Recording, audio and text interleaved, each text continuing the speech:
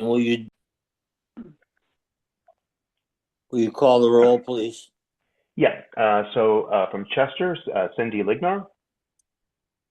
She is here. She's waving. Clinton, Michelle Morning. Benivenia. Michelle, good morning, Michelle. Oh, I didn't see you. Okay, welcome. Cromwell, Anthony Salvatore.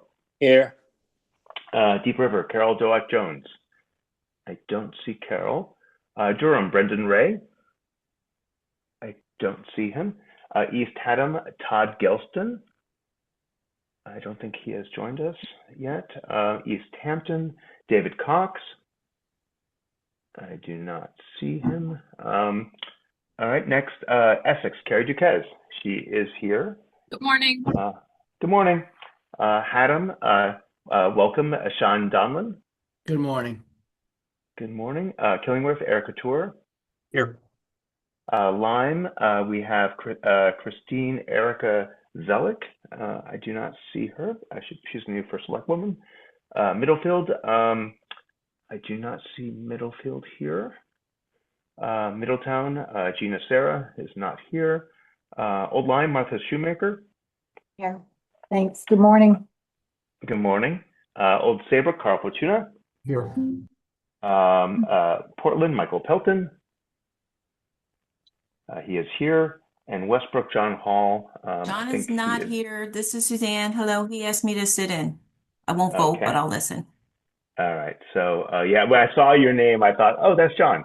So let me just count the quorum. We got 1, 2, 3, 4, 5, 6, 7, 8, 9. Okay, so I think we have quorum. So we're good. Okay. And let me introduce the other members of the MPO. Joe Comerford, he is here. We also have Darlene Briggs from Middlesex Chamber. Good morning. Morning. And then other guests, do we have Grayson Wright? Are you here? From DOT?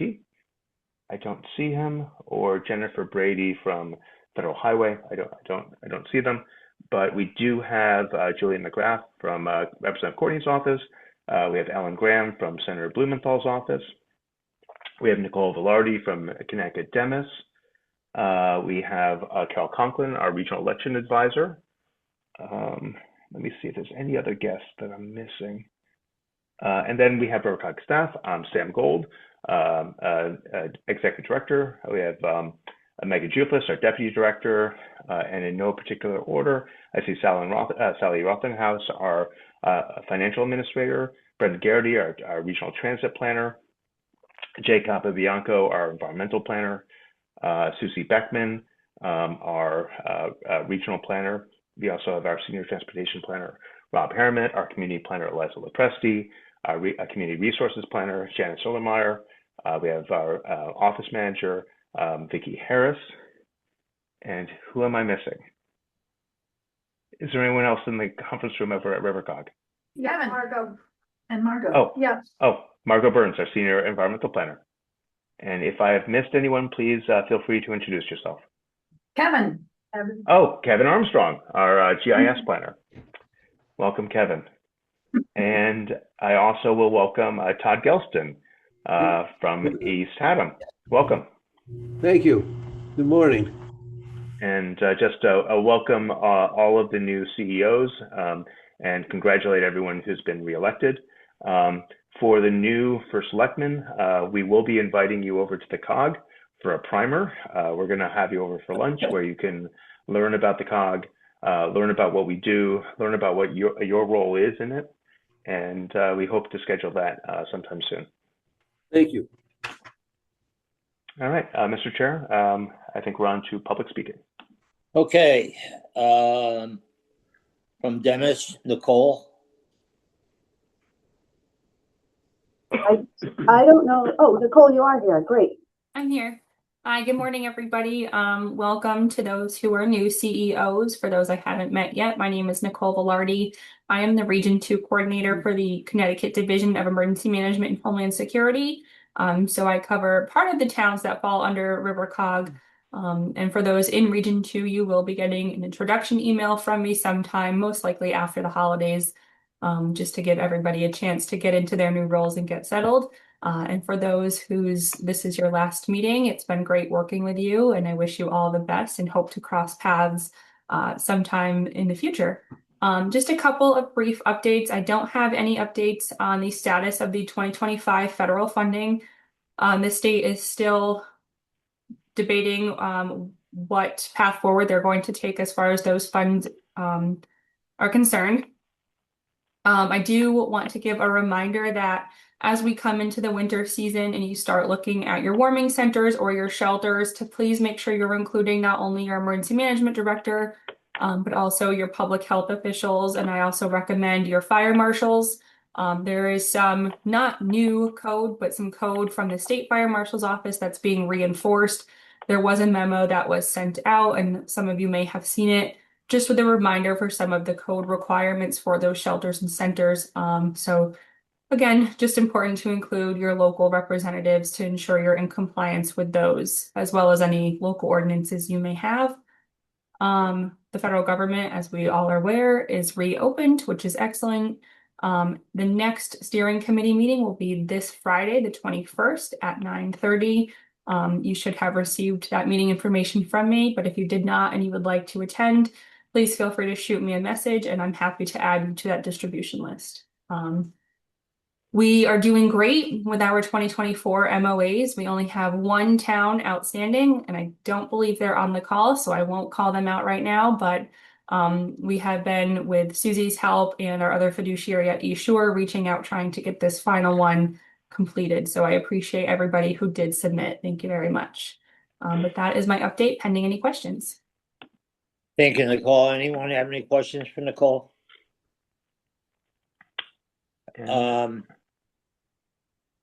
Did you send out that information, or could you, to Sam on the shelter, what the new responsibility or the one that they've been overlooking? Absolutely, I can share that information. Thank you. Great. And we'll get that out too. And Mr. Chair, I just want to welcome Christine Selleck, the new first select woman of Align. Welcome. Welcome all the new elected and all the returning elected officials. Moving on, Senator Blumenthal's office. Good morning. So the government's reopened. That is good news. Some agencies are fully funded for the year, some are not. We will be revisiting those in mid-January. That's kind of my only update right now. Thank you. Representative Courtney's office. Good morning. I'm a little bit jury-rigged this morning, so I'm hoping everything works. If it doesn't, let me know, but fingers crossed. So as Ellen and Nicole said, both chambers of Congress did come to an agreement for a continuing resolution that is funding 3 of our appropriation bills through next September. Those bills are USDA, the legislative branch, and MilCon and VA. The remaining 9 still have to be negotiated. I do have the full text of the continuing resolution, as well as a brief summary of points relevant to the COG in my report if you're interested. And then a few other updates. A new program that we're tracking from the Center for Medicaid and Medicare Services is the Rural Health Transformation Program, which was designed to strengthen rural health systems by improving access and workforce capacity of healthcare. Connecticut has submitted its application to the program, and that application is linked in case you're interested. Also, I know in the past we've been talking about the updated guidance for NEPA reviews. On September 29th, CEQ did release their implementation guidance. That is linked as well. And then I have a couple things I want to flag that will probably be tangentially relevant to this group. So HUD last Friday, I believe, published the reissue of the fiscal year 25 continuum of care notification or notice of funding. For those who are not familiar, that is probably the biggest source of funding for permanent supportive housing, transitional housing, homeless prevention, street outreach, and things of the like. There are significant changes to this program that may impact the way providers are able to provide care. I've detailed some of that in my report as well. If you have any questions on that or how it might impact your residents that use those services, feel free to reach out. I also wanted to flag a bill that I thought might be interesting for you guys, HR 5798, the Home Reform Act, which is looking at tweaking some tenets of the home program to reduce administrative barriers and streamline the development of affordable housing. You know, that's something that the Regional Housing Council has been really focused on. Additionally, NTIA yesterday announced that Connecticut was among the plans for BEAD final proposals, the broadband bill or program that came out of IIJA. Their final proposal has been approved with the new requirements, and now will go forward to implementation. Just a reminder that for the American Rescue Plan, state and local fiscal recovery funds, this is a little bit ways out, but I figured say it anyway. All of those funds must be expended by December 31st of next year. They also, Treasury released updated project and expenditure report user guides and compliance and reporting guides. Those are linked as well. And lastly, the EPA has proposed revisions to PFAS regulations. That proposed rule is currently up for public comment until December 29th. And linked in my report is the regulations.gov page where if you would like to submit a comment, you can do so. And that is all I got. Thank you. Any questions for our congressional offices? Thank you. This is Todd Gelston. I have a question. Julia, you mentioned broadband. Tell me more about what's going on with broadband. So the BEAD program, which of course I know the acronym by heart, and I don't remember it at this point, is meant for deployment and expansion of broadband infrastructure. It is a federally funded, state administered program.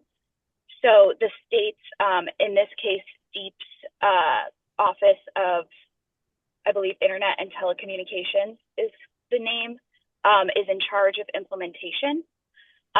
They have been in the planning process of rolling this money out, which is tens of millions of dollars worth of funding since 2023.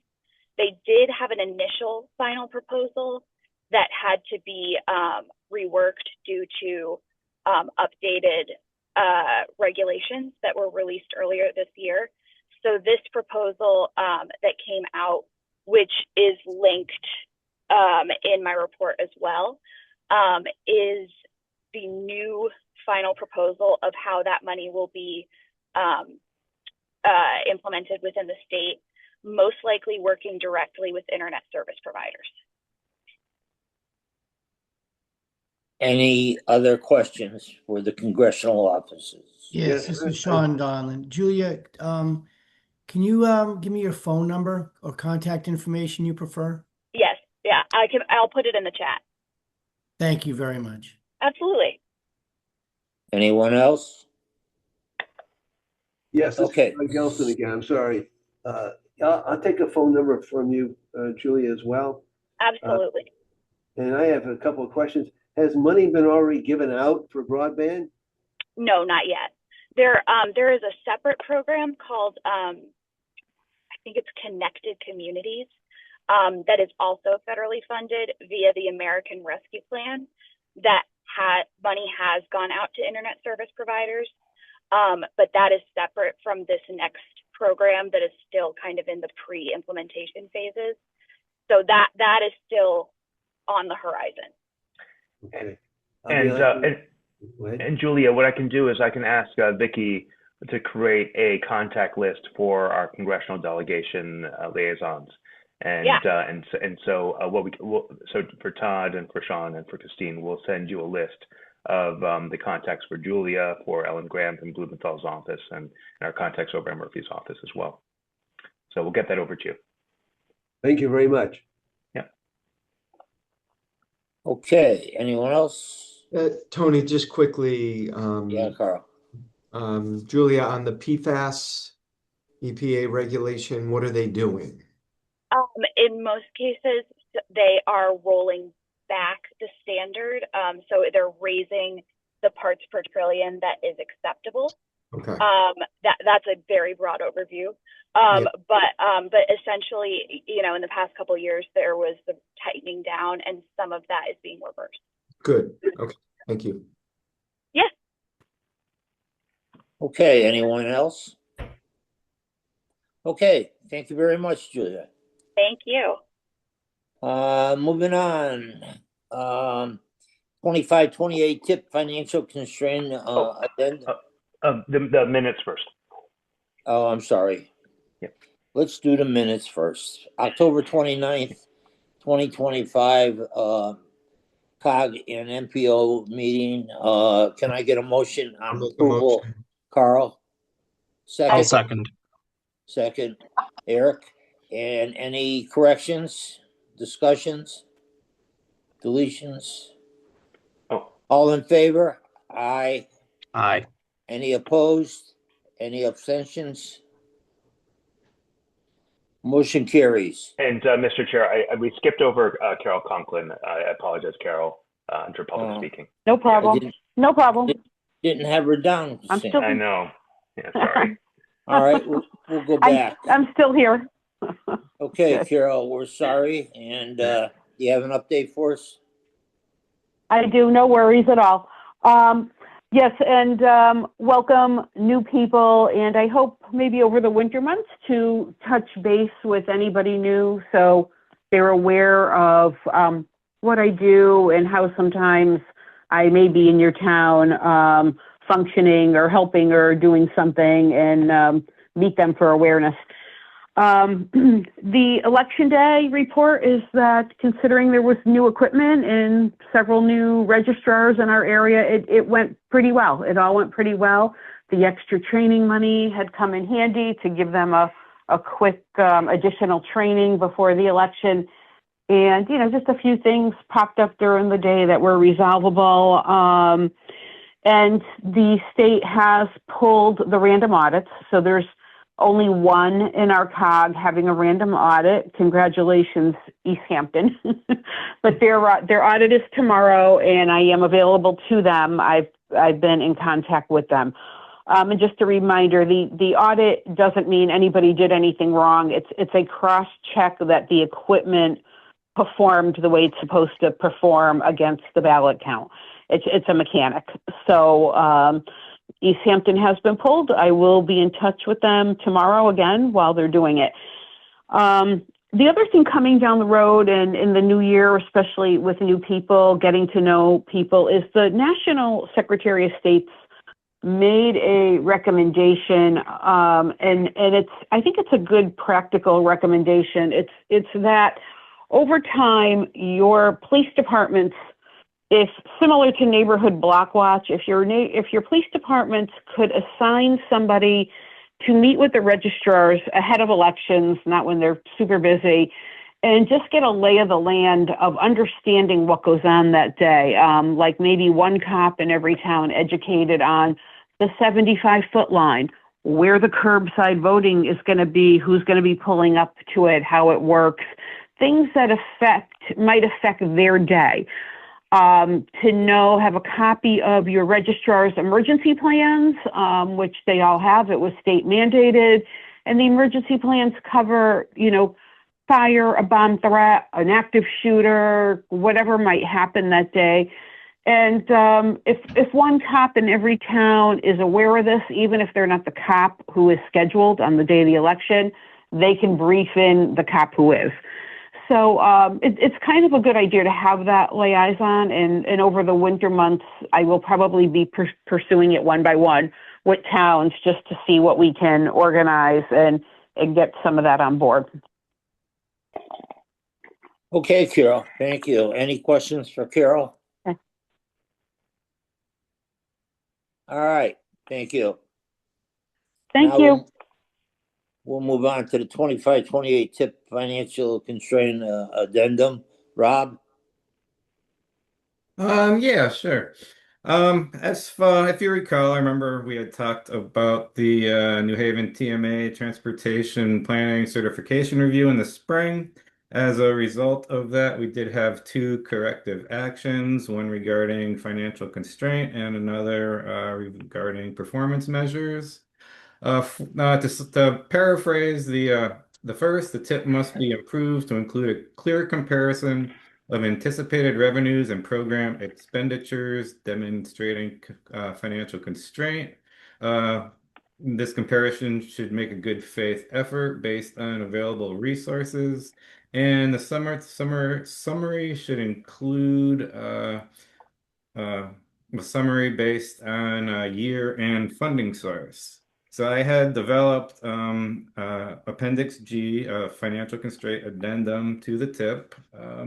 This did include the tables, with revenues and expenditures demonstrating financial constraint, but broken down by year and funding source. This was developed through Ecoactive Project Tracker's Financial Constraint Summary Report, which is basically a long version of the eStep software that we've been using statewide for the past few years. So that was sent out to USDOT. The addendum does meet their requirements for the corrective action. I did send it out with the package as well, so you could see the table. And there was also a second table with all the funding source acronyms that was included. So basically, that's where we stand right now on the first corrective action. We did have a resolution that would require a motion, basically a resolution regarding the addendum to the tip for the Lower Connecticut River Valley for fiscal years 25 through 28, which basically states, this revision will be included as an appendix in the tip. In the future, this will not be an appendix in the next tip we're currently developing, which should be done in the spring. This will be part of basically the financial chapter of the tip. It may be revised again a little more, simply because right now it's one table. As many of you know, I mean, there's various, this can be broken out by region, by district, by statewide projects, and various other things such as CT Transit, Shoreline East, which is all spent in the region, but the way the state allocates or aggregates the funding, it's quite difficult to show. So I do know USDOT is still working with Connecticut DOT to kind of just develop a better system, but for now, this does meet the requirements of the corrective action. Okay. So I need a motion in your packet to sign the addendum with the one correction, putting Eric as the secretary. I'll make a Can I motion. get a motion? Carl, second? Can I have a second? Second. Second, Cindy. Further discussion? All right, seeing none, all in favor? Aye. Aye. Any opposed? Motion carries. Rob, safe streets and roads. Okay, yep, I do not have a large update for our Safe Streets and Roads for All plan right now. We are currently in our formal 30-day public comment period. We did have meetings in the three towns, plus the RPC, plus our public meeting last Wednesday, which had a fairly decent turnout. The public comment period will run through, let me pull up my calendar. I want to say it's December 5th, as our next board meeting is December 10th. There won't be time to have everything cleaned up and put together and comments incorporated. So we will be, I'll have FHI, the consultant working on the project, invite them to our January, what is it, 28th, I think? January 28th board meeting, basically to present the report for endorsement by the MPO board. Any questions for Rob regarding safe streets and roads? Other transportation, Rob? So I thought did we have one more? Okay, yeah, other was, let's see here. At the last MPO board meeting, a few towns had asked about the Route 9 signalization removal project. I did send out a project status update from DOT. It's the most current from November. Basically, DOT is finalizing their cultural resource evaluation and developing permit plans. Next steps are NEPA review, and the current schedule is at the bottom of that. They're hoping to have design complete in May of 27, and they're looking at construction complete in November of 31. So that's basically just the current update. You guys can all take a look at that, and if you have any questions, get back to me, and I can get that from the project manager if we have any other information that's needed. Also under other real quick, let's see here, DOT had awarded a few grants recently. Cromwell had received an award for a 5310 vehicle, and Chester and Old Lyme community connectivity grants for some sidewalk projects. So regarding Route 9, we did meet with the commissioner. Cromwell, Middletown, Portland, and East Hampton. However, I think the COG should also be, we're supposed to meet every couple of months. And I think the COG should be involved. And I think the chamber should be involved in these meetings. But yeah, I got a call from the Mayor Nocera, and he was asking me about that meeting. And I said, well, as you know, we weren't invited. And so I explained to the mayor what based on what I know of our role is that the COG will have to approve any federal funding for the project.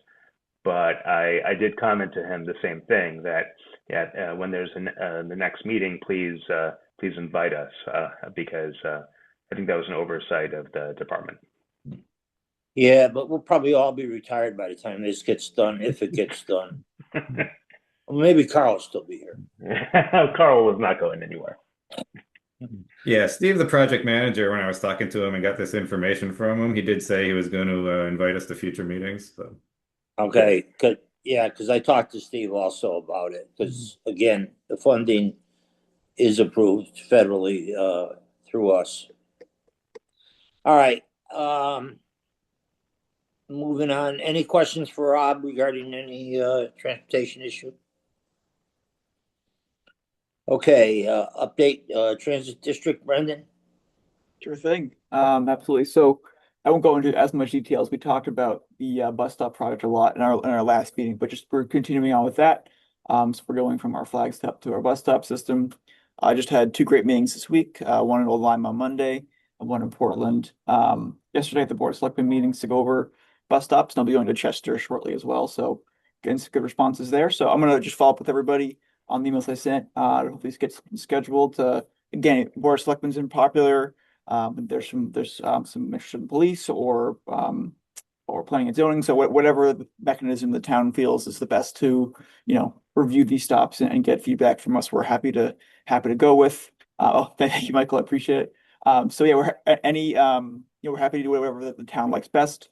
So we're happy to meet with that. And I think I've heard from most folks already via email. So we'll just continue up and I'll follow up this week about next steps for that. But yeah, we're looking to get those approved in the ground. Hopefully, again, ideally by the spring. And I know we've made some good progress on state stops here in District 1. So we're continuing with that project. We also are working hard to try and preserve our microtransit expansion zones. There's currently no funding after July of 2026, so we're looking to get some funding in the legislature. As part, I won't go into more detail. It is in our part of the COG legislative agenda as well, which we know we'll be talking about in future items. So, but just to have that is one of the things we are working on to prioritize continue the funding because the programs are going well. Really good ridership, especially in Middletown, Madison, Guilford, and even East Hampton is growing as well now. So the ridership's been very strong. So it'd be a shame to cut short, these good programs. So we're looking to try and have those continue going forward. Joe, is there anything else we should add on there? The update? I'll just add that yesterday, I don't know if we still have any of our federal delegation on the call, but yesterday we got a notice from one of our national associations that the US DOT has made a proposal to the White House to remove public transit from the Highway Trust Fund. We've been in there, I believe, as long as the Highway Trust Fund has existed. And, it's obviously been a big part of why there's always been bipartisan support for public transit, because it's in that fund with roads and everything else. So that's certainly a concerning to hear, because it can definitely have a major impact on public transit funding, and especially the state of Connecticut, where public transit is a major part of our transportation network, because that would include rail projects, bus and rails in Connecticut. So that would be a major impact. So as we talked to our federal delegation to keep an eye on. That's all I have. Thank you. Any questions regarding the transit district? All right, thank you, gentlemen. Moving on, COG business. Sam, the 26 COG and MPO meeting dates? Yeah, I'm going to put those up on the screen. I apologize, they did not go out in the packet, but let me share my screen. Yeah, they weren't in the packet. So I'm going to share them with you right now. So, like in past years, our schedule, I don't know if you can see my screen, but it's going to be the fourth Wednesday of the month, except when there's a conflict. So our meetings will be January 28th, February 25th, March 25th, April 22nd, May 27th, June 24th, July 22nd. In August, we typically don't meet, but the chair can call a special meeting if there's a reason to. September 23rd, October 28th, and then the November and December meetings are early because of the conflict with the holidays. So the November meeting will be on the 18th, and December will be on the 16th. We're going to continue to meet in person quarterly, and those are noted on the draft scheduled meetings. And let me stop and then also share the schedule of executive committee meetings. The executive committee meets 8 days before the COG meeting, so they can help set the agenda that goes out the next day. Let me put those on the screen. And the executive committee for the new members is the 4 officers of RiverCOG plus 2 at-large members. So there's 6 members of the executive committee, but any COG members is welcome to join. And the executive committee meetings for next year will be January 20th, February 17th, March 17th, April 14th, May 19th, June 16th, July 14th. No meeting in August, September 15th, October 20th, November 10th, and December 8th. And where there's asterisks is because they were rescheduled because of conflicts of holidays. So, and so this is those are the 2 draft. I did ask Vicky to send this out to you just now, so you should have it. And I wanted to get this approved so we can send it out to the new members and the rest of you as well. Unless there's an objection, I'll take a motion based on Sam's presentation. Motion to approve. I'll second. Any further discussion? All in favor? Aye. Aye. Any opposed? Motion carries. And I'll welcome David Cox, who has joined us from East Hampton. Welcome. Hi there. Hi, Dave. Moving on, economic development update, Susie. Good morning, everyone. As far as economic development goes, we did release an RFP for on-call economic development services, and tomorrow is the deadline. We've received one proposal so far. I haven't really looked at it. I'm going to wait until tomorrow, and I will report back to you in December what we've found. Thanks, Susie. Any questions for Susie? Okay. Special session update on legislative agenda. Susie, you're up again. So, Susie, maybe I'll speak first on House Bill 8002. Yep. So, as many of you know, the General Assembly in special session passed a housing bill, House Bill 8002. I was going over drafts of it the weekend before, trying to get some things corrected, but it was too late. It was approved. We've read through the bill. We've done a thorough analysis of it. There's some concerning elements in the bill, and what I'm hoping for, and what I was told by CCM, is that in all likelihood there might be a correction bill or corrections to House Bill 8002 could be inserted in some other bill for next session. But I think that the big things that you should be aware of, it replaces the mandate for each town to do an affordable housing plan under Section 830J with a new municipal housing growth plan that each town would be required to complete. The COG would be required to do a regional plan.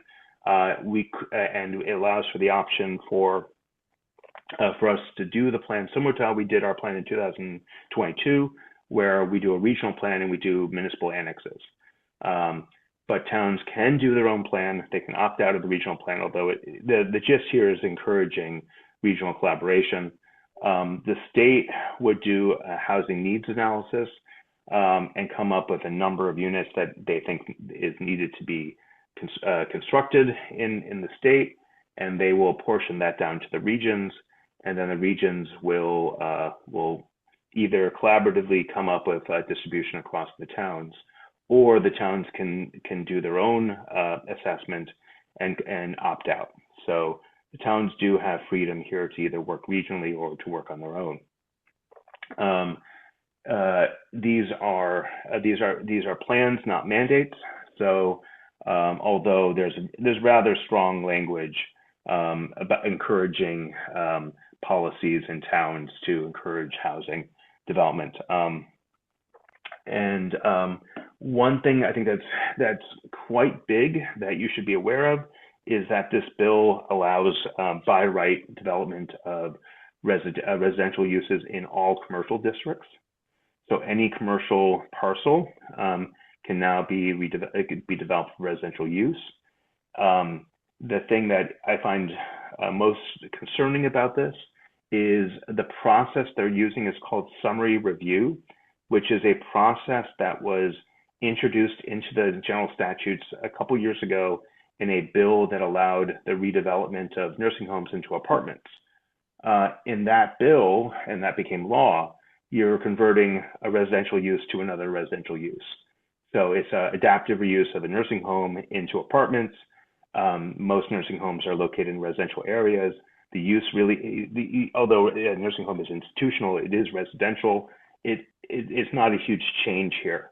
Whereas this process, applying it to a very different change in use, I think might run into some issues because you only have until July 1st to update your zoning regs.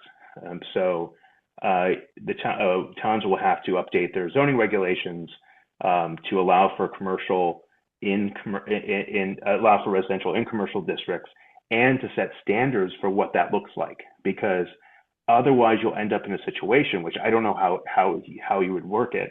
You would have your land use administrator looking at the commercial zoning regulations, and they're supposed to apply those regulations to the new residential use. I don't know how you do a administrative approval when the regulation doesn't even allow the use that is now allowed by statute. So we're going to be working with the other COGs to come up with possibly model regs or suggestions of how your planning and zoning can address this, because there's no special permit, there's no public hearing. It's just an administrative approval based on conformance with regulation. But if the regulation doesn't have anything about residential, I don't know how you do that. So, but you can't refuse it though, Sam. No, you can, because you can set up by right doesn't mean that anything goes. It just means that the developer has to, if the development conforms to the standards in the regulation, they get an approval. But the town still gets to set what those standards are. Okay. So that wasn't the way I understood. So you're telling me that we could still have standards regarding residential and commercial? Exactly. So, and I explained what about this to industrial? Industrial is still exempt from residential development. And I would highly recommend not allowing residential in industrial zones, because once you do, that opens that up to 830G applications. But for commercial, I explained this to a reporter last week that by right doesn't necessarily mean easy. Most of the city of Denver, when I was out there for the National Planning Conference, almost the entire city of Denver is by right, but they have a telephone book thick of regulations that developers have to meet. The difference here is, the towns don't have, Connecticut towns don't generally have the staff to administer a complicated regulatory code. And so a lot of that work is sort of done by the commission, which provides some discretion. But if there's no discretion, you might have towns who are much more restrictive because they're going to be much more conservative. But it's a yes or no. It provides clarity and certainty to the developers that they meet set standards. They'll get approval, but those standards are still set by the town. Okay. I see a question from Eric. Yeah, for the housing plans,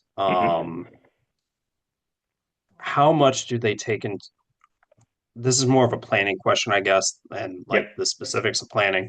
How much do you take into account changing population dynamics? Because I know I think there's the regional plan of conservation development. You talk a little bit about population shifts and population decline versus growth and so forth. Has that entered any of the housing conversations? I just had this thought today. So it has in our regional housing committee. We in the beginning of the year we did a regional housing needs assessment, and so we had that discussion. But in this bill, it doesn't go into that detail. Generally, the inputs that you're supposed to look at, will include population growth or decline.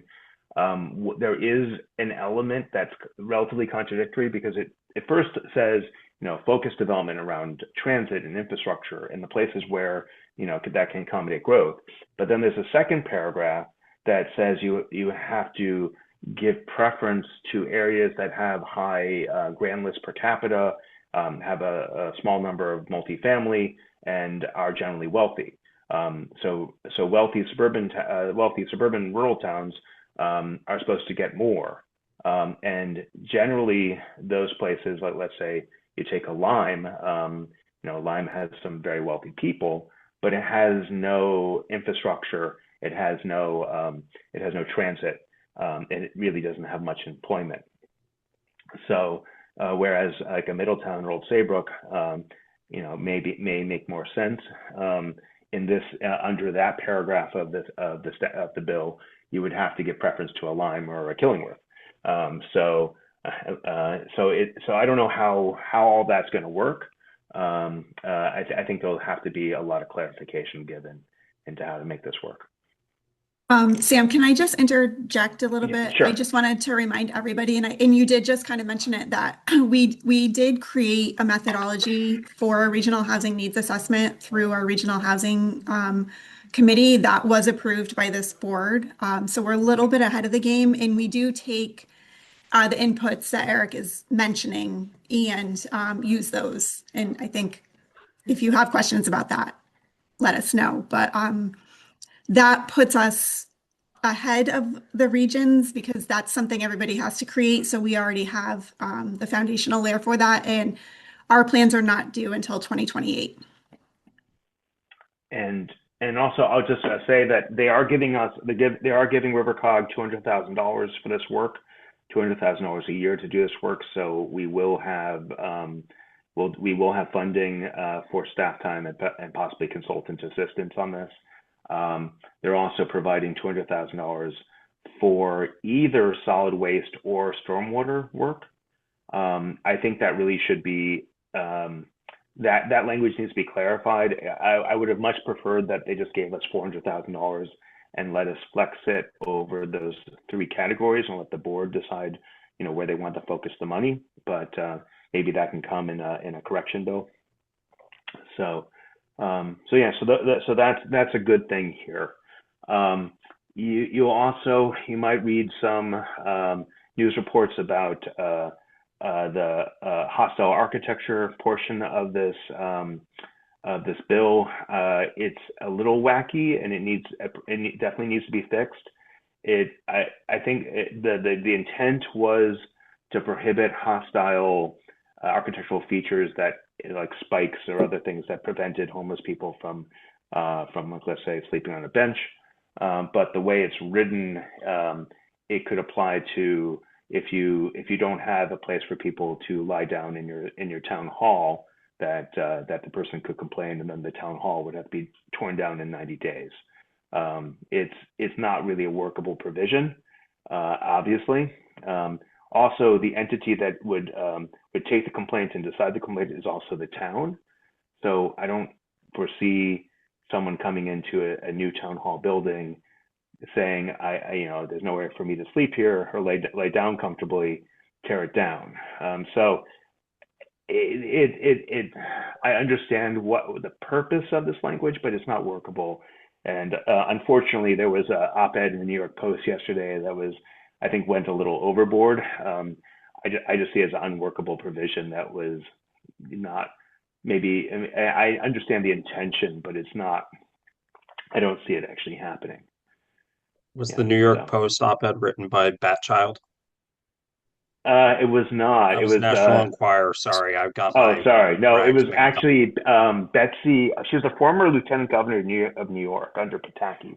I forgot her name. I didn't even remember that she was McConaughey or McMahon. Yeah, something like that. It wasn't McMahon. It was like McConaughey. It was Betsy McConaughey. It was the former lieutenant governor of New York. I don't even know why she cares about what's going on in Connecticut, but yeah, it was.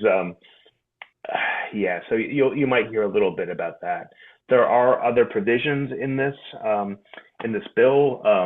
Desegregate Connecticut's proposal for transit-oriented communities was adopted in this bill, but luckily it is a may, not a shall. So, which is a good thing because you have until January of 2026, January 1st of 2026 to adopt these regulations if you want to, which I don't think any town even has the time to be able to do it this close in. There's a lot of issues with this bill. It was rather sloppy,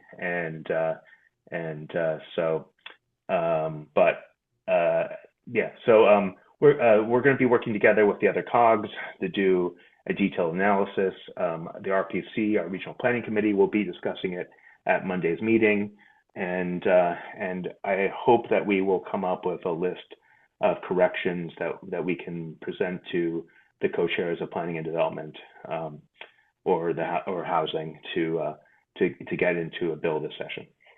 Did the state include themselves for state buildings? Are they having sleep rooms?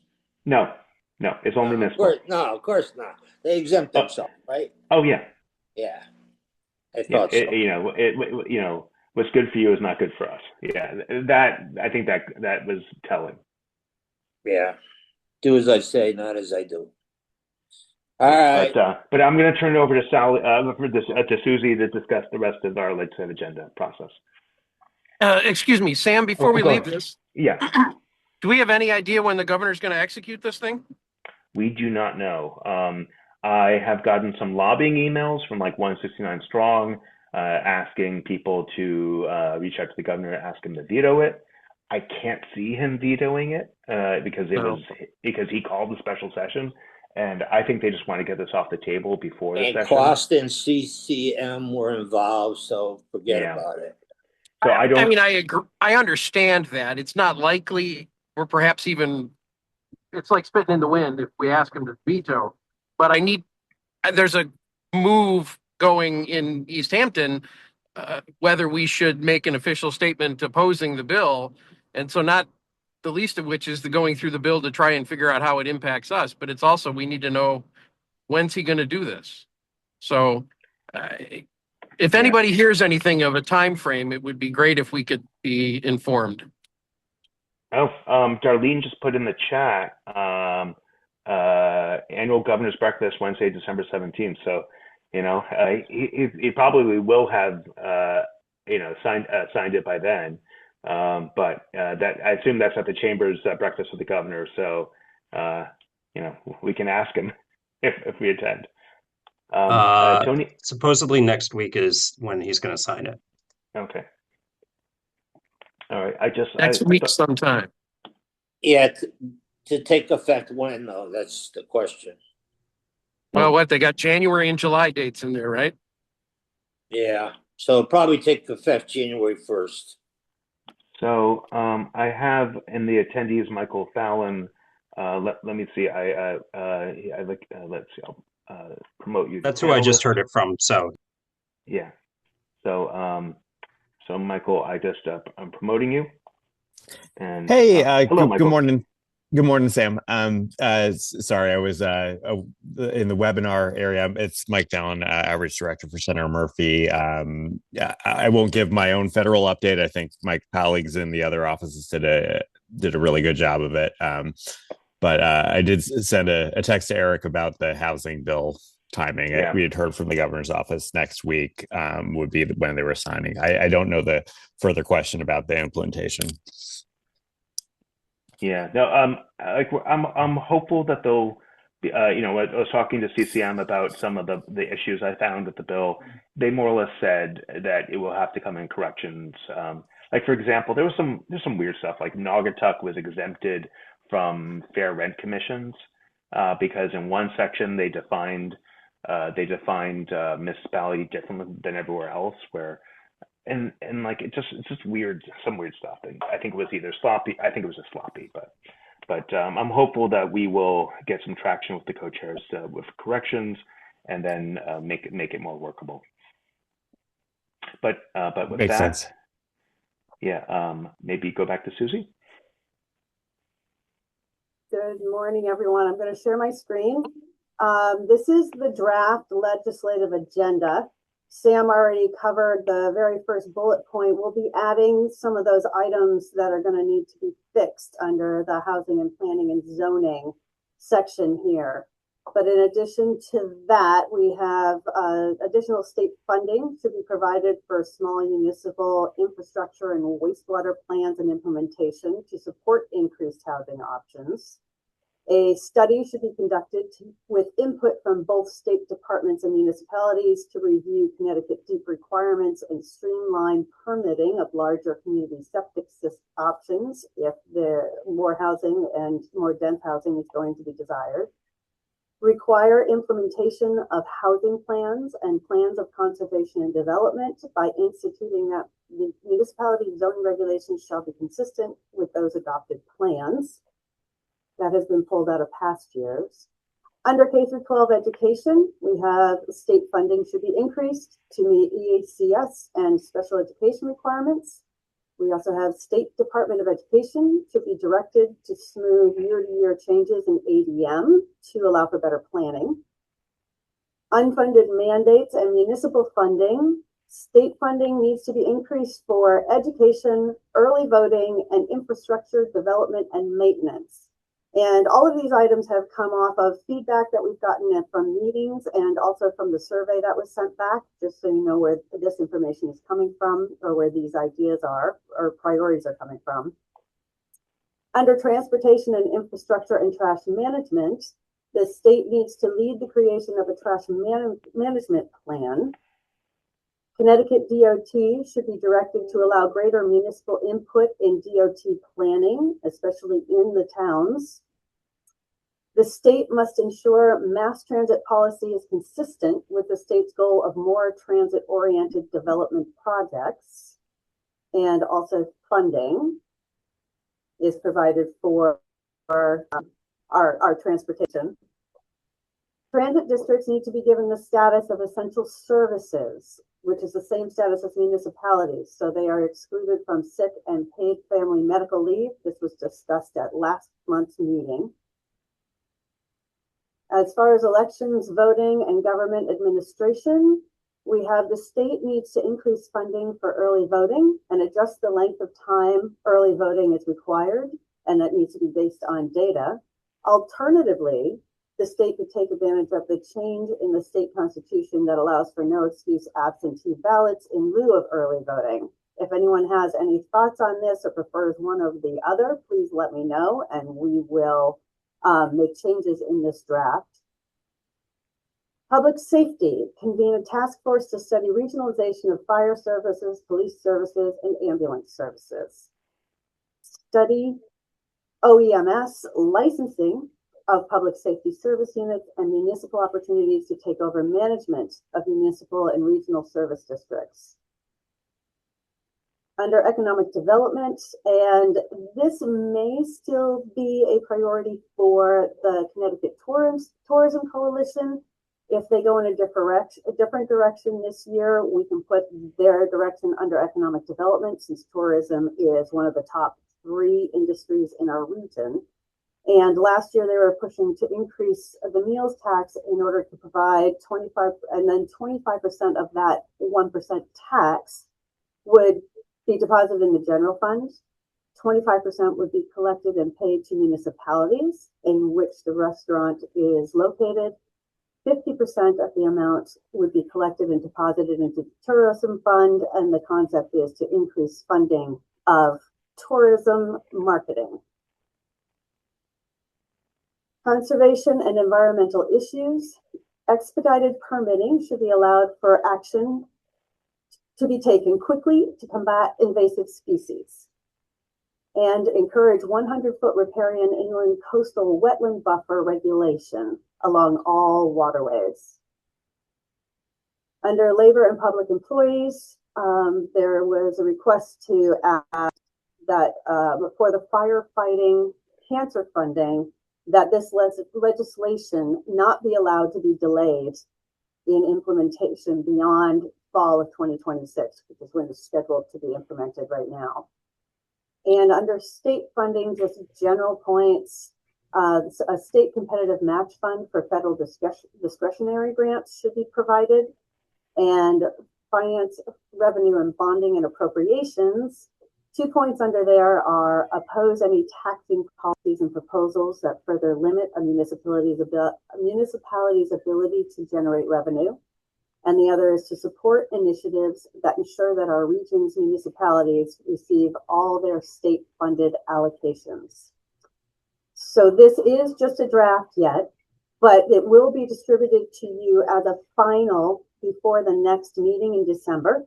And we will be asking the board to vote on it as their legislative agenda for the next legislative session, which will be starting in February.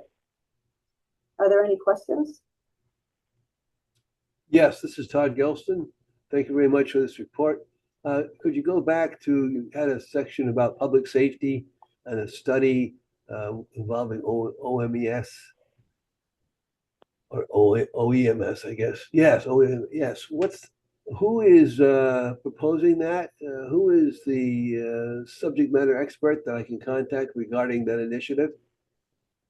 That's a really good question. This was brought up by Irene Haynes, and it was brought up several times. So Irene would be the person to talk to, the representative from I can't Yes, I remember. know Ivy Hayes very, very, very well. You would know her quite well. So Yeah. yes, this is something that she brought up, was very concerned about being able to regionalize and coordinate all of those services under a municipal umbrella or a regional umbrella.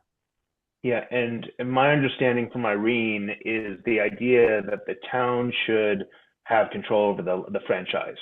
That if the town wanted to seize control of the license, that they could and award it to someone else in case the volunteer service or the entity was not meeting the town's needs. I think that was her issue, is that the town should have control over that. Thank you. Yeah, So, you're right. You're right, Sam, because like in my town, the fire district controls it and the municipality does not. Yeah, and if you wanted to find some other provider or go with someone else, you don't have that control to pull the franchise. No, the municipality has no say. And please, so Susie will send out this to all of you again. Please mark it up, add anything that you think is missing, and what we will do is we'll create a draft for the meeting to be adopted at the December meeting. We do intend to invite our legislators to the December meeting. So we'll go over our legislative agenda with them and present it to them. When we'll be sending an invitation and save the date shortly. That meeting will be at Powder Ridge in Middlefield, and we will be serving breakfast. So there's no reason why the legislators shouldn't come, because we'll be feeding them, and all of you as well. Okay. Yeah. Susie, you got anything else? Because we're losing control here. Done. Okay. Any further questions for either Sam or Susie regarding the legislative? It's an ongoing process. We'll keep you posted. All right.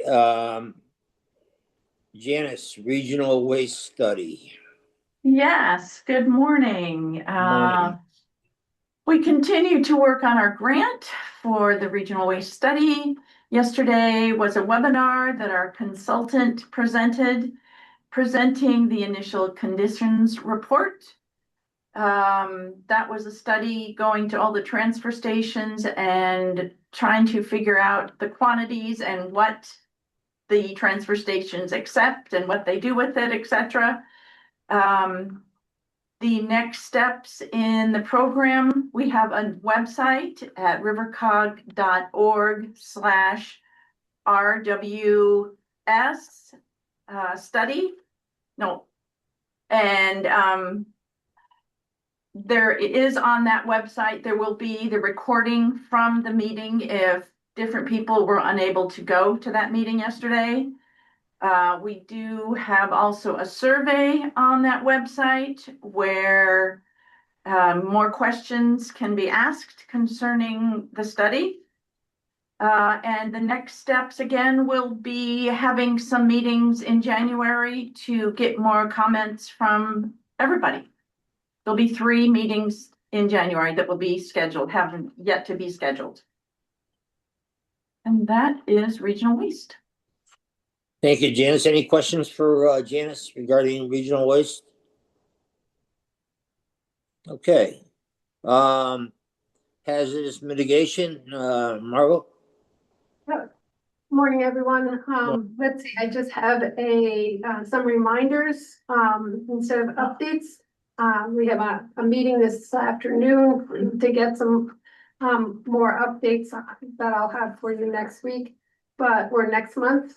But we do have to get the mid-January meeting scheduled, so we'll be working on that with you in December for the second town meetings. And for those of you that are new, I would like to have, a short talk with you about the natural hazard mitigation plans and the regional, natural hazard mitigation plan committee, of which all our CEOs are a member of. So there's a couple of more meetings for that committee, as well as coordinating these town staff meetings and whoever else you would like to have come to your town meetings for the natural hazard mitigation plans. So I'll call it and schedule something with you about that. Any questions on hazardous mitigation? And then I just Okay, have one more thing with that, Tony. One more Yes, thing. go ahead.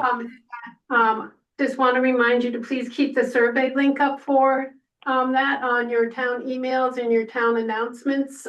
We sent out another survey link after the last meeting, and if anyone would like us to send that out again, we can, of course. So that stays up in front of your town residents.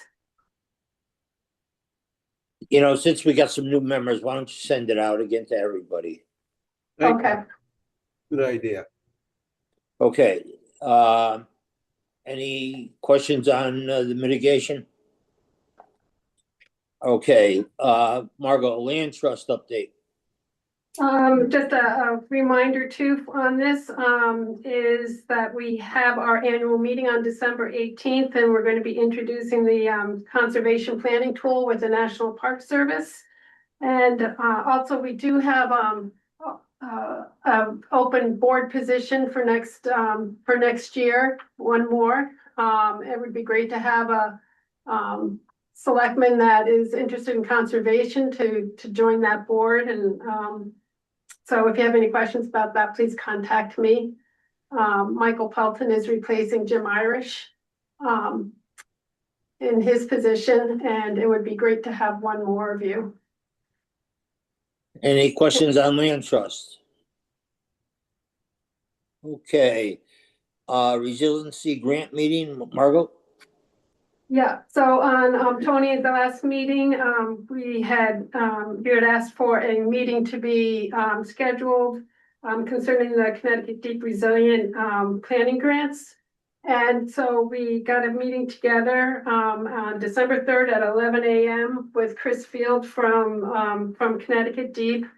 And the meeting topic is, could working together on similar projects in different municipalities at the same stage in the planning process, whether for underpasses that flood during heavy rain events or some other resiliency project target similar in nature that meet DEEP's requirements for future grant opportunities, will that raise the application chances of being funded? So, basically we're, we like to take a look at what smaller projects that aren't competitive really at the state level, if we group them all together under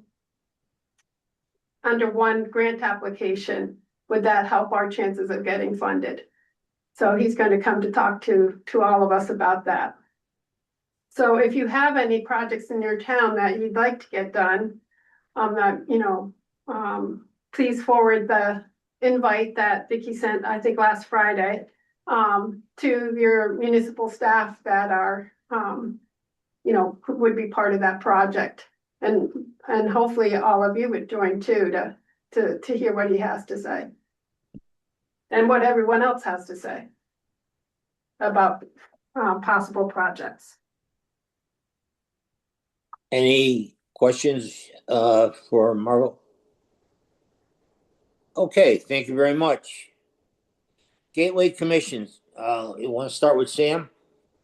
Sure. So for a number of the new members, but also for the members whose towns are not part of the Gateway Commission, the Lower Connecticut River Gateway Commission is a regulatory commission that RiverCOG and its predecessor have hosted since its inception for over 50 years, and it's something that has gone through a bit of a transition in the last few years, with a transition in leadership, a transition in staffing on the RiverCOG side, and also in their approach to their responsibilities as a regulatory commission. Susie replaced Torrance in staffing the commission, and the commission has changed quite a bit since Torrance's time a couple years ago.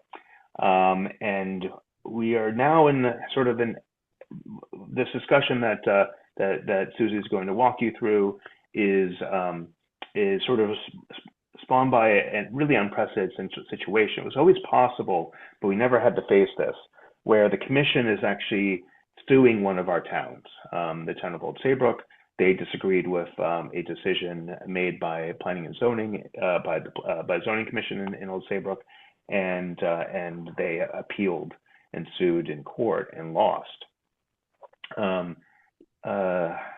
Let's see. So I've had a couple chief elected officials approach me expressing their concerns, and I've also discussed this with Susie about her concerns in our relationship with the commission, and there seems to be a real need for us to have some firewalls between RiverCOG and the commission, just so there's clarity as to who is who and who is not who. So I don't know, Susie, if you want to just go through your presentation a little bit, and maybe, I don't know if I can put Carl on the spot, but we felt that this was an important topic to bring to the board and to get some guidance as to how to proceed. So. And didn't we the executive board take a position? I think the position was, one of the issues we're running into is that in the past, let's say when Torrance was working with the commission, Torrance was really the public face of the commission.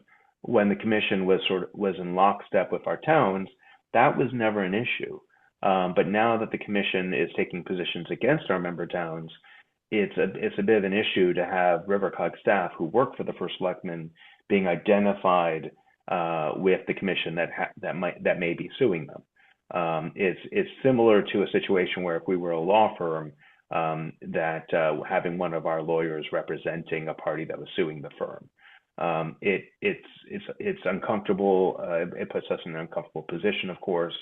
And Susie has a couple of suggestions. We've discussed a couple of suggestions. I think one of the most basic suggestions is for the letters that come from the commission. They were always signed by Torrance, and then Susie took over signing those letters. I think a very basic request or demand of a Gateway Commission is for them to sign their own letters. That way, it doesn't look like Susie has anything to do. She's just transmitting the communication from the commission. It's not her. She's not associated with that decision. But I don't know if Susie, you want to go flip through these just to brief everyone. Yeah, I'll flip through these slides quickly just to give you the history, the current conditions, and some of our options. So this is the Gateway Commission is a regulatory commission that sets standards for regulatory zoning standards for the towns to adopt. The towns voted to become members back in 1973. And the towns are Haddam, East Haddam, Chester, Lyme, Deep River, Essex, Old Saybrook, and Old Lyme. So it's 8 of our 17 towns. The COG has provided staff support since 1973. That began with the predecessor COG of RiverCOG. And until a few years ago, there's been an excellent working relationship. There were some breakdowns in trust and compromise in recent years due to the change in leadership and some of the members of the Gateway Commission. They were concerned about overcharging for services. There were accusations actually of RiverCOG using the Gateway Commission to fund its other projects. And not that long ago, the Gateway Commission, right before I came on in 2023. So this was all going on between 20 and 2023. The Gateway Commission demanded a change in staff in 2022. Do you have anything you want to add, Sam? Yeah, with the change in leadership of Gateway Commission, they felt that that the RiverCOG staff was overstepping their role, and Torrance's approach to the commission and to the applicants was very much about a conciliatory one, trying to find solutions that work for all the parties. The commission reined him in and really wanted someone different who would be who wouldn't be trying to help negotiate solutions, was more of the administrative facilitator. And so when Susie was hired on in 2023, her role was curtailed to really just administrative. So I don't know if you can go to the next slide, Susie. Right. So current conditions, because of the change and some of the even demands that were being put on staff and the challenges between, being in between basically two masters with the RiverCOG CEOs and then me serving the Gateway Commission, we created a contract that was first put together in 2024. And then just to let you know, RiverCOG staff, as Sam has said, no longer has any decision-making authority. The commission took that away from RiverCOG staff. So support is really just administrative, moving things around, paperwork, that kind of thing. The CRGC, the Gateway Commission, makes all the decisions, and I simply write their decisions down in a letter. But I am signing my name to that letter, which is causing some confusion with zoning boards and zoning boards of appeal in the different towns. There's an assumption that I'm making these decisions because I'm signing these letters and that I have more authority than I really do. The contract value is $91,000 for this year. Just to let you know how much they're spending on our services.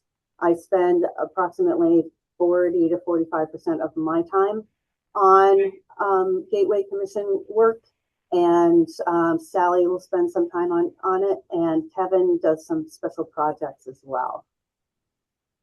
Anything you want to add there, Sam? No, I think that's it. Okay. So options for the board, we could stick with the status quo. I can continue to provide the administrative services. The other option is to, at a minimum, end RiverCOG staff signature on Gateway Commission communications so that we begin to create a delineation between RiverCOG and the Gateway Commission.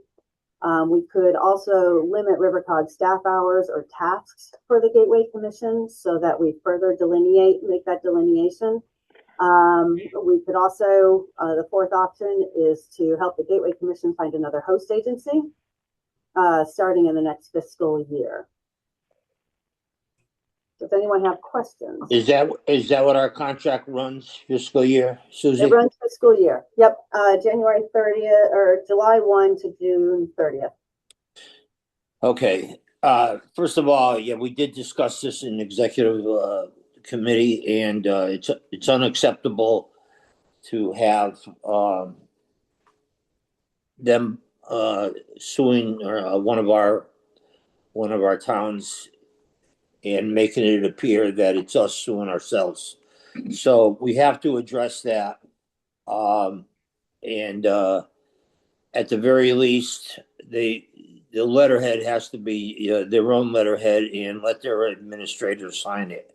So with that said, I'll open it up if anyone has anything they would like to add. If we continue our relationship with them. Carl? Yeah, I mean, look, before ceasing any relationship or having them consider a different host, I mean, I think they need to be called in. We need to have a group meeting, obviously. I don't think that should just be, hey, we're not going to do this anymore. It's a 50-year relationship. And they are regulatory, so they do have the right to seek enforcement as they choose to. But I think at the very least, letterhead and Susie, when you send out letters, is it on COG letterhead or No, it is on Gateway Commission But you're letterhead, but I am signing it, Yeah, and which is it's coming ridiculous from my because email. their chairperson, their committee, they have a chairperson. Their chairperson should be signing it, period. And I think that should be the minimum of what is requested.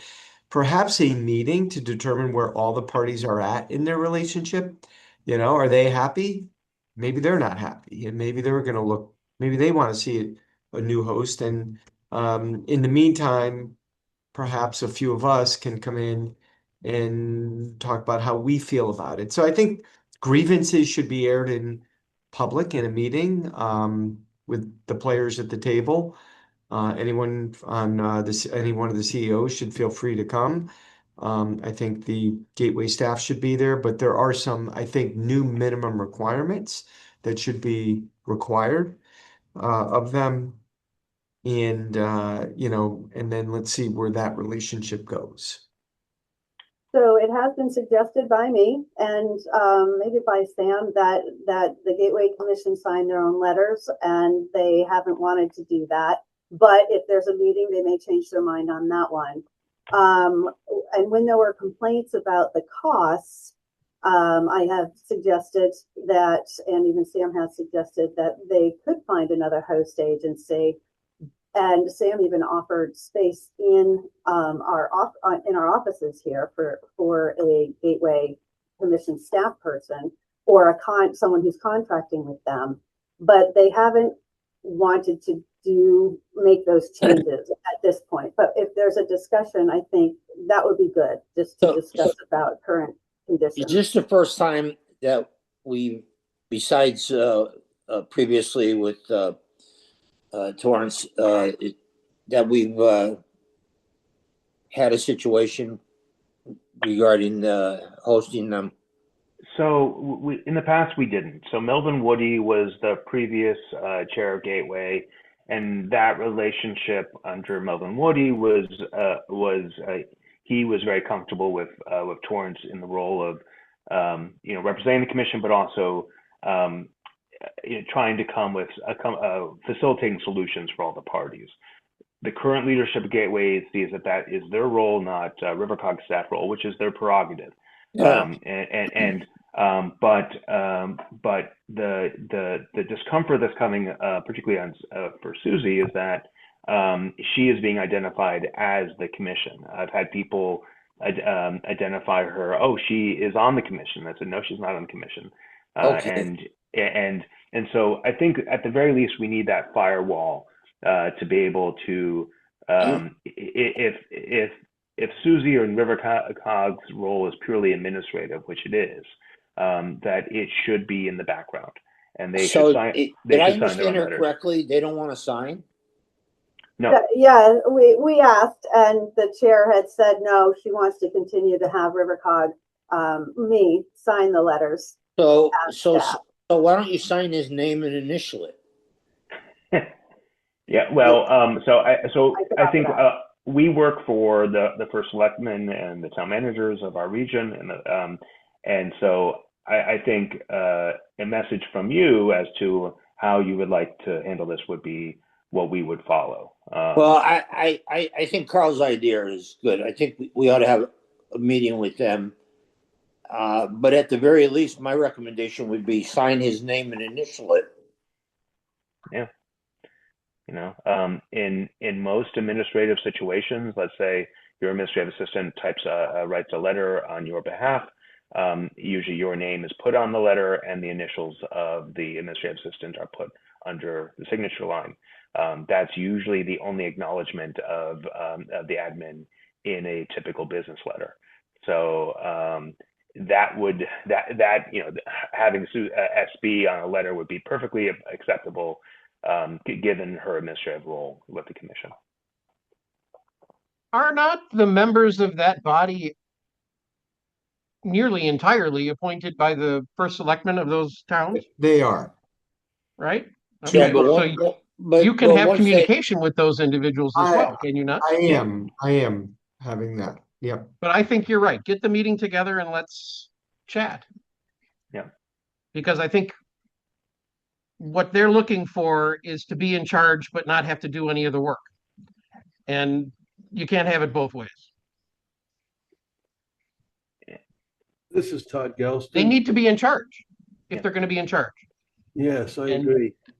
if we're going to provide clerical assistance to them, then fine. But and that's all we should be providing right now. I agree. Mr. Gelston, go ahead. Yes, I was a member of the Gateway Commission for East Adam for 15 years. I was also vice chairman for a good period of time as well. And this is like, I'm very disappointed to hear all this. It isn't necessary. When I was on commission, the commission officers, including myself, signed the letters as necessary.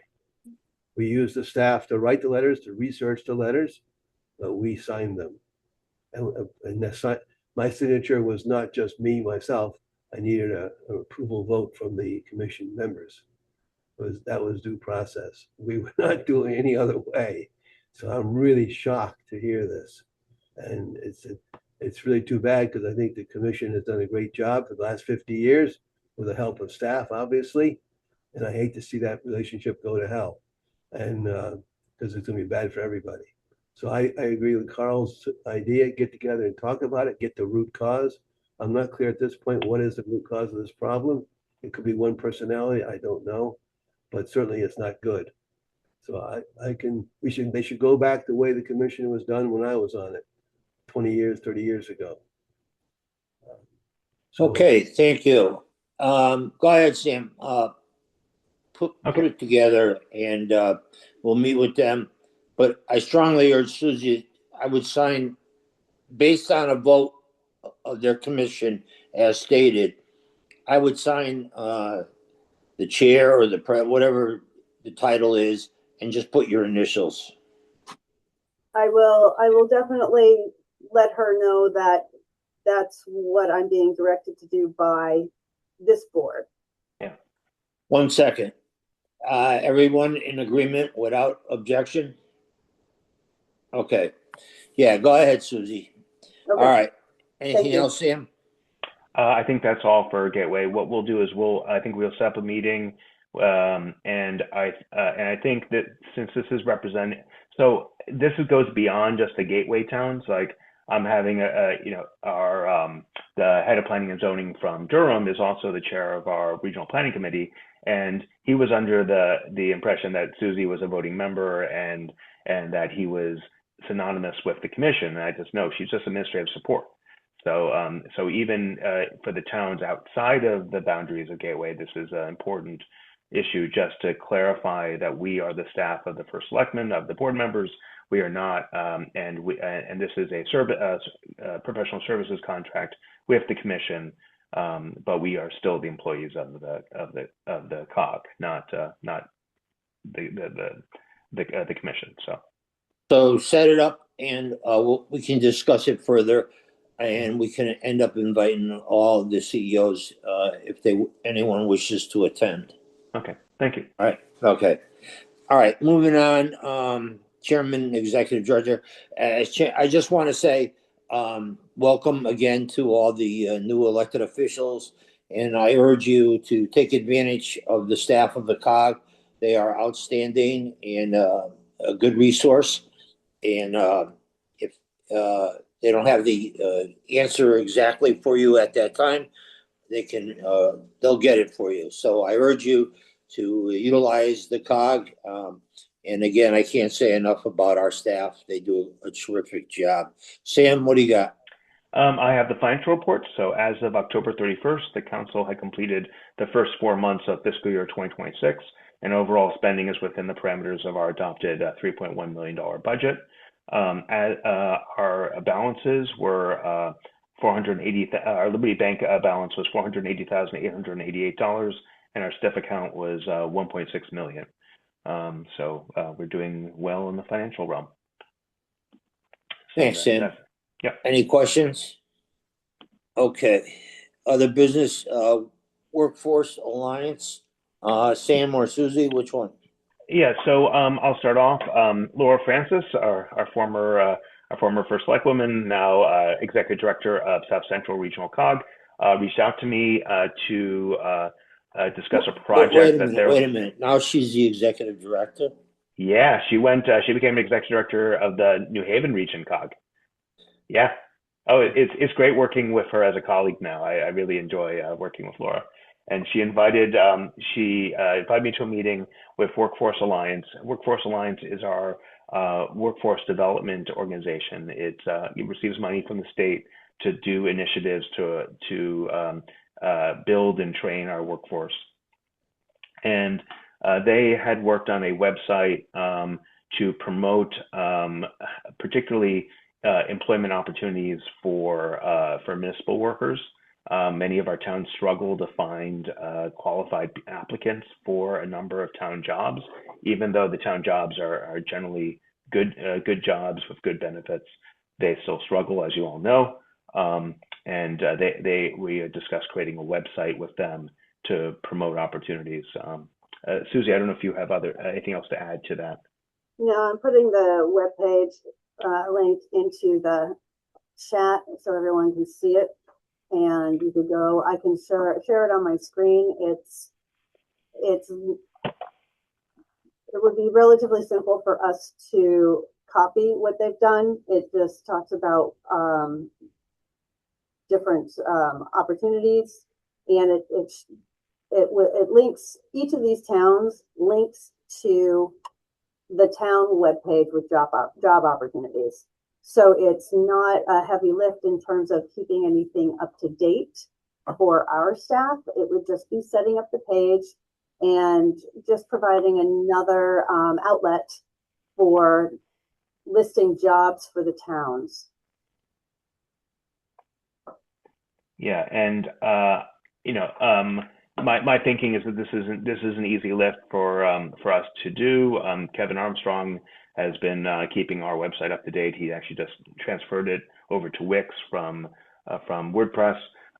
So we were thinking that this would be a relatively easy and probably a welcome thing for all your towns to draw, if we can draw more traffic to any job postings you have, to try to help with that. And also facilitate larger discussions with Workforce Alliance as to what skills and what positions are you struggling to fill, and what can be done to support us to try to build that workforce. Like one thing that we know we have a lot of trouble with is finding qualified ZEOs, finding zoning enforcement officers, finding building officials.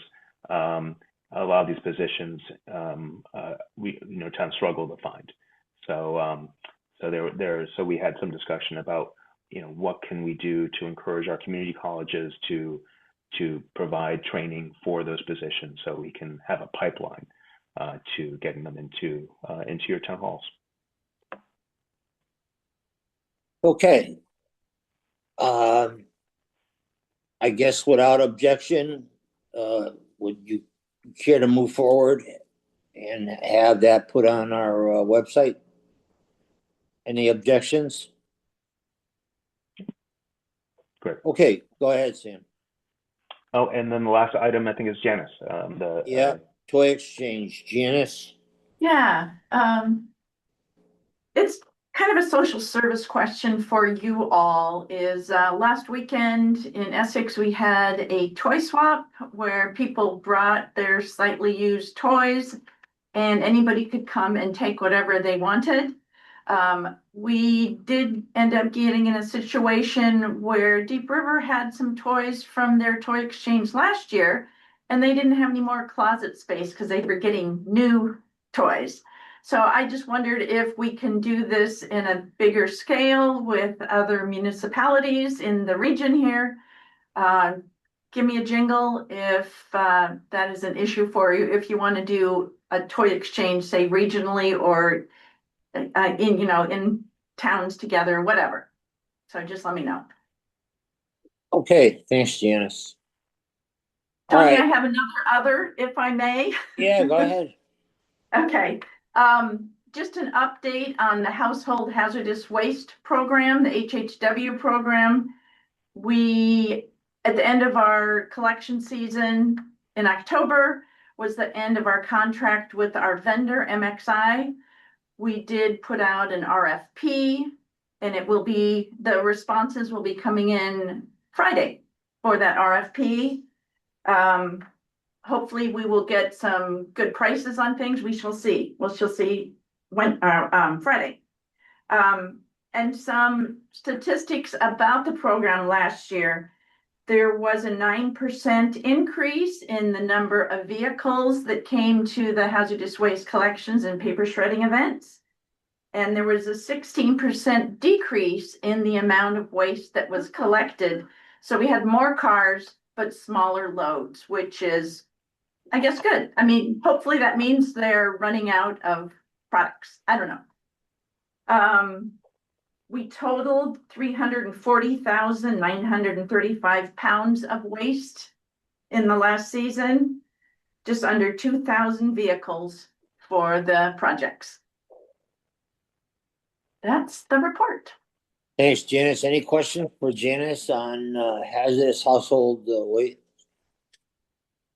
Okay. Does anybody have anything for the good of the COG? Okay, if not, then I'll take a motion to adjourn and wish everyone a happy Thanksgiving. I have Dave Cox, second. All in favor? Aye. Aye. Please enjoy the holidays. Stay safe. And for the new CEOs, we'll be in touch with setting up our welcome lunch. So thank you, everybody. Thank you.